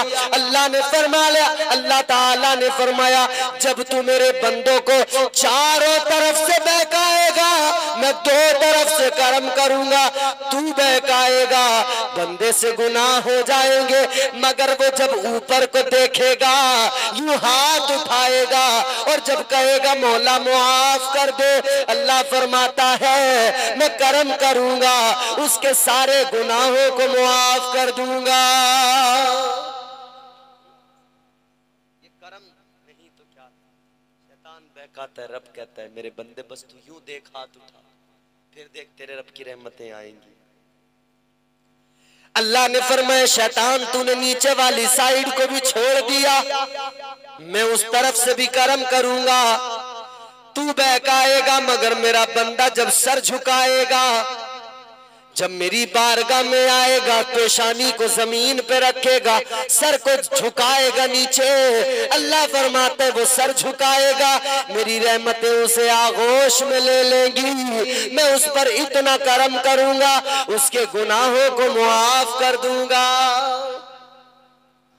तो तुम रब से रिश्ता मजबूत करने के लिए कम से कम अपना सर तो झुकाओ, कम से कम अपनी पेशानी तो झुकाओ, कम से कम यूं हाथ उठा के उस रब से फरियाद तो करो। फिर रब की रहमतें तुम्हें आगोश में न ले तो फिर कहना अल्लाह ताला बड़ा करीम है, बड़ा करम करने वाला है। अपने रब से रिश्ता मजबूत करिए, आका से मोहब्बत जी जान से दिल से मोहब्बत कीजिए, हुजूर से अपना रिश्ता मजबूत कीजिए। अल्लाह तबारक व ताला ये रिश्ता हमारा सलामत रखे। अल्लाह की बारगाह में दुआ है परवरदिगार आलम खालिक कायनात आज के इस जलसे को कबूल फरमाए, इस बज़्म में आने वालों को अल्लाह अपने प्यारे महबूब का सदका अता फरमाए और हम सबको परवरदिगार दोनों जहान में कामयाबियां अता फरमाए। अल्लाह ताला की बारगाह में दुआ है जो गुफ्तगू मैंने की उसमें जो गलतियां हो गई हों उनको अल्लाह मुआफ़ फरमाए। मैं ताइब होता हूँ, आप भी मेरे साथ मिलकर पढ़ें अस्तग़फिरुल्लाह रब्बी मिन कुल्लि ज़ंबिन व अतूबु इलैह, ला इलाहा इल्लल्लाहु मुहम्मदुर रसूलुल्लाह व मा अलैना इल्लल बलाग। अस्सलामु अलैकुम व रहमतुल्लाह।